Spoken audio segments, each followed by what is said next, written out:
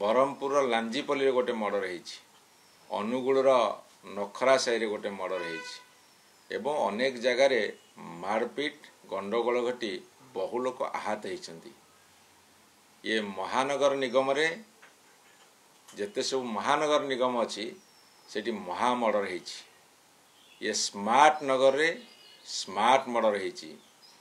एतिके बेले सरकार निदरे शोइछन्ति।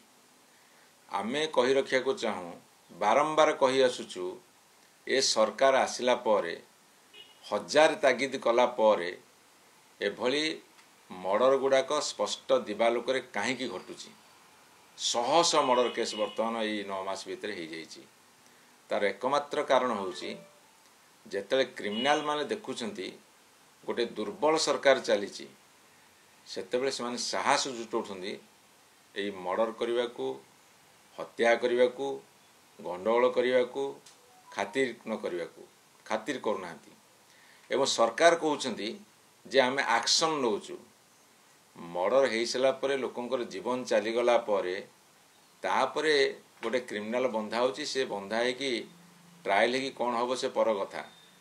किंतु कहीं क्रिमिनाल माने साहस करुछन्ती वर्तमान सरकार अधीन रे जे एई भली भाव में जघन्य हत्याकांड आरंभ करी छिनतेई, रेप, डकैती, मंदिर चोरी एसब घटना कहीं घटुची।